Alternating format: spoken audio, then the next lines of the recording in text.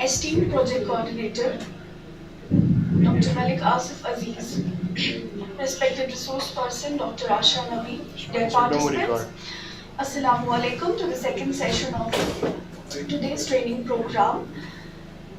We have with us our resource person, Dr. ASHA NABI. She's an assistant professor in the Division of Plant Pathology, and she'll deliver a lecture on microbial fortification of vermicompost.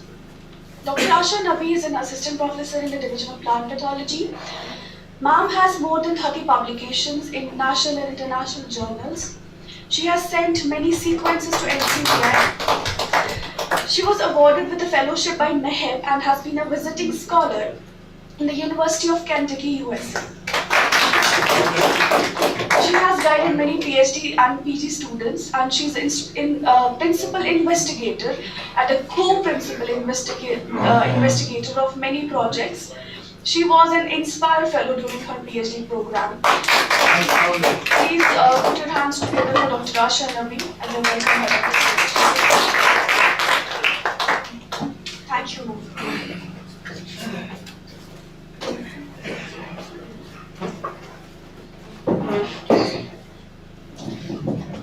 Thank you, Zara, for introducing me so nicely. Respected course coordinator and dear participants, Assalamu alaikum and a very good afternoon to all of you.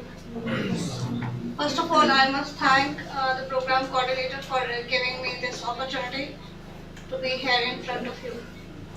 So today we will talk about microbial fortification of vermicompost. This training is about vermicompost. So can anybody of you tell me what is fortification? Sorry? Fortification? ये कोई एक बता दो.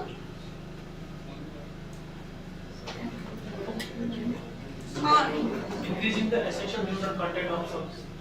Increasing the essential nutrient content of something, or increasing the value of something. If we talk about food fortification, then we increase the content of certain vitamins or minerals. That is the food fortification, okay?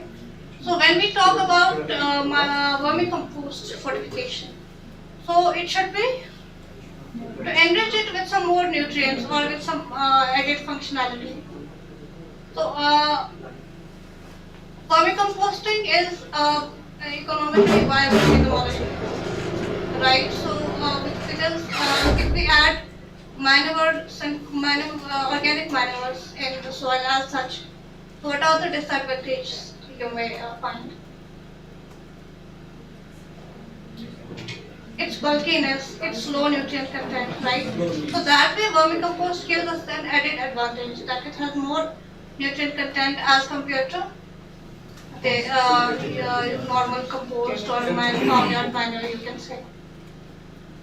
And bio-enrichment of vermicompost is to enrich the vermicompost with some added functionality. We can use some bio-organisms, microbes, different microbes, fungi, bacteria, and actinomycetes we can use in this. So can anybody of you tell me, does vermicompost harbor some certain microbial population? Does it harbor certain microbial populations naturally? Yes or no? Yes. How?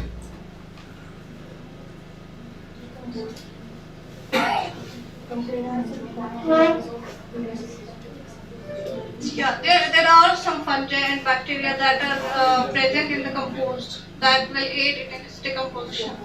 Okay, so when they reach the gut of the earthworm, so their activity gets increased because they find the microenvironment inside the gut of the earthworm more favorable. So earthworm increases the microbial activity as such. Then why do we need to fortify it with microbes? You can see these are some of the bacterial genera that are already associated with the gut of the or they are already associated with compost like Pseudomonas, Rhizobium, Bacillus, Azospirillum, Azotobacter. So they find the gut environment ideal and their activity increases. So then why do we need to add bioinorganics? Can anybody of you tell me?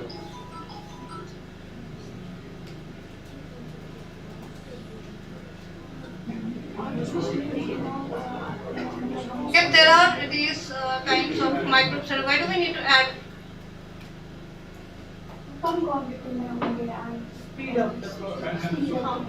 एक तो उनका जो natural count है वो less होगा to increase their number in compost or and to speed up the process.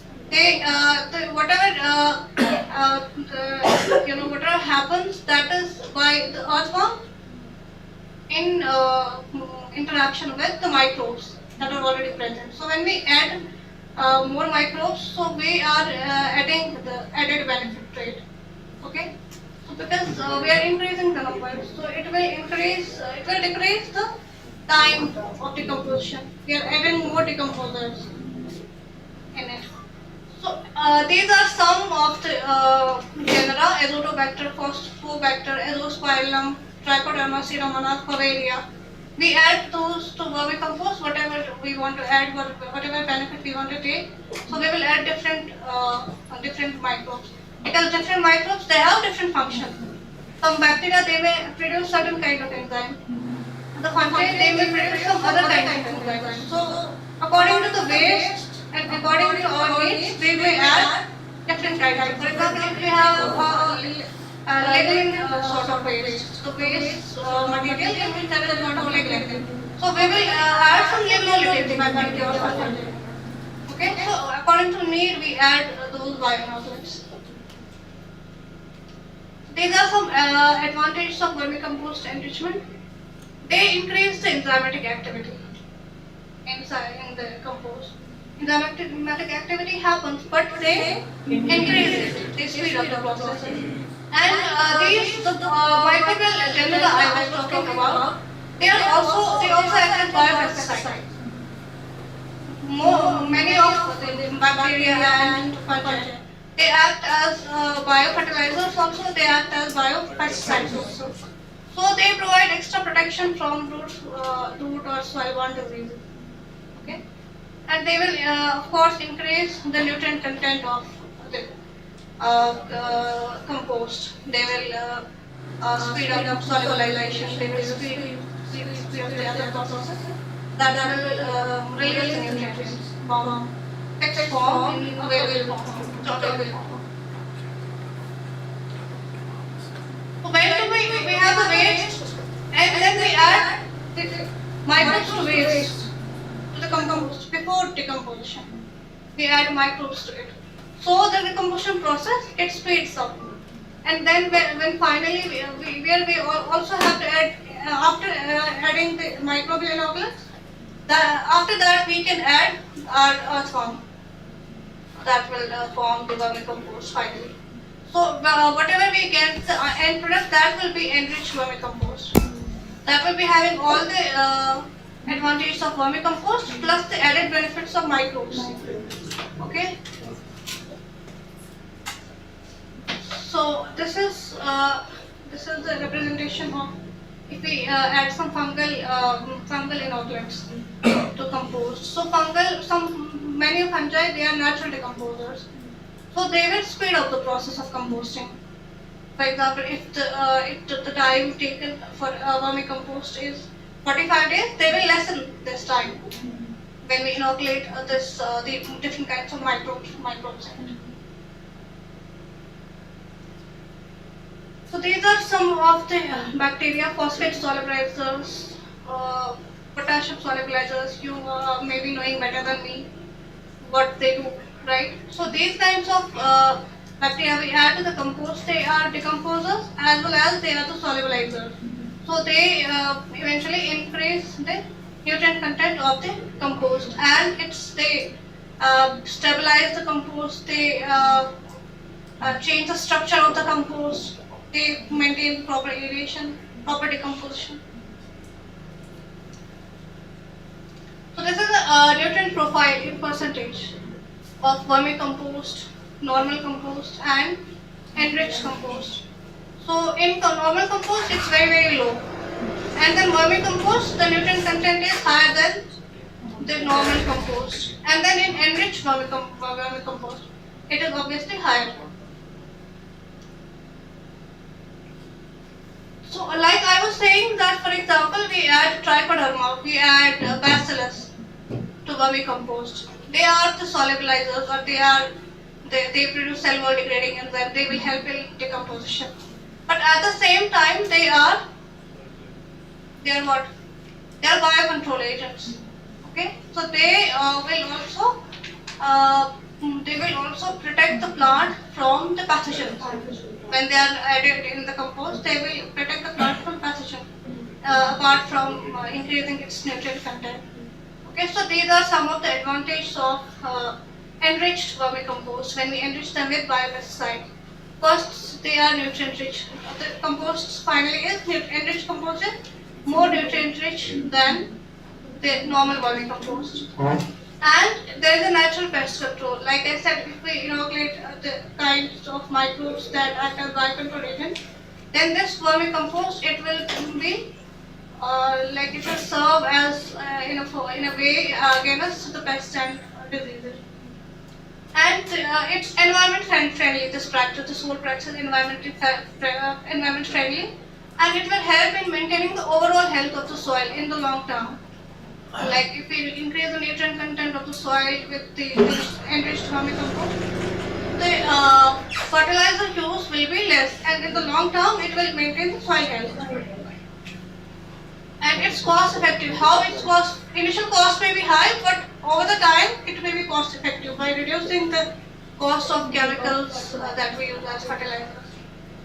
And residue-free crop, of course. When it reduces the use of fertilizers, the crop will be residue-free. So these are some of the studies that have been carried out to evaluate the activity of different microbes. When we enrich them when we inoculate them to vermicompost, it gets enriched. Okay, for example, Pseudomonas fluorescens and Azospirillum, they increase the nutrient content of the compost, and eventually they increase the nutrient content in plants or chlorophyll content or other carotenoids. So these are some of the studies. Now, what are the research gaps that we have in this field? Well, we are having earthworm and we are having the microbes. So there may be some interaction between the earthworm, because the microbes, they go inside the gut of the earthworm. So there might be some interaction. Those interactions have been poorly understood till date. So there is a need to understand those interactions. And secondly, during the process of vermicompost, there are a lot of biochemical changes. Those biochemical changes there are a lot of transformations in the microbial population during the vermicomposting, depending upon the conditions that prevail. Sometimes the diversity, sometimes particular microbe may dominate the population, and sometimes the other microbe may dominate the population. So those kinds of factors we have to evaluate. And lastly, we have to evaluate various strains that may prove efficient in enriching the vermicompost. We have to find those strains. We have to evaluate a lot of strains in order to find the efficient ones that speed up the process, or that may be having more benefits than the other strains. So we have to identify those novel strains, and then we can multiply them and enrich the compost with those strains. So overall, I would like to sum up it like this. It increases the enrichment of vermicompost. It increases the nutrient content of the compost, and it adds the added function. It adds the functionality to it. For example, microbes, they have different functions. They produce phytohormones. They are growth promoting, right? They will strengthen the rhizosphere. So when we enrich the vermicompost, we are getting higher nutrients. At the same time, they are producing phytohormones, and at the same time, they are inducing systemic resistance. We have seen that whenever we inoculate the growth promoting rhizobacteria in rhizosphere, it enhances the plant immunity through the pathway that is juxmonic acid pathway, induced systemic resistance. So eventually the plant will be more strong to fight against different soil-borne and root pathogens. So the microbial bioconversion of the vermicompost, microbial bio-enrichment of the vermicompost, it can be an eco-friendly enterprise. So vermicompost is not all about we use earthworm. Nowadays we can use, like I said, we can identify different strains, we can identify novel strains and enrich the vermicompost with those strains. So your vermicompost will be more nutrient rich and will be having more benefits than the normal vermicompost. So it is a potential eco enterprise that anybody can take in the state. Okay. So thank you so much for listening to this. Please tell me if you have any questions. किसी को कोई question है?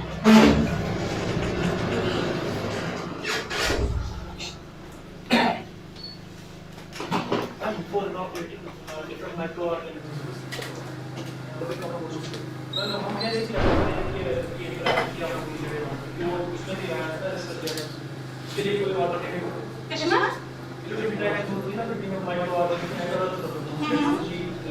वही तो मैंने बोला ना sir, दो इंटरेक्शन का तो बोल लिया था स्टोरी। हाँ। लेकिन मैम वो हम पहले इंटरेक्ट कर सकते हैं, करवा लेते हैं। वो हमें करना चाहिए, लेकिन अभी तक उस पर ज़्यादा रिसर्च हुआ नहीं है।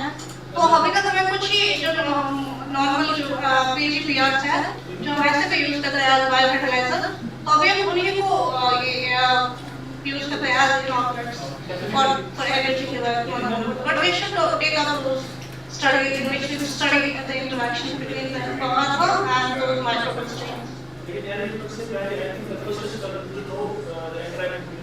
That is the first step, but वो area will be poorly understood.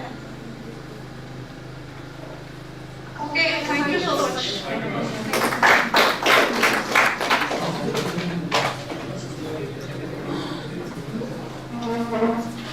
Thank you so much, ma'am, for a very informative lecture.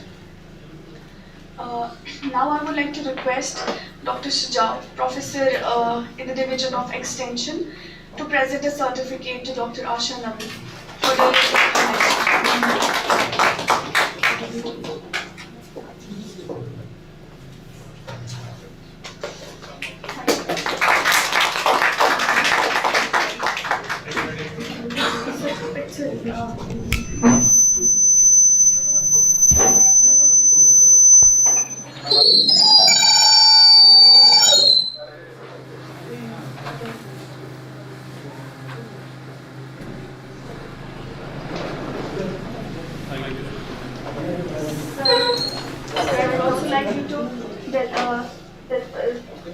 give a certificate to Mr. Umar Khan from UK Baramulla for the lecture.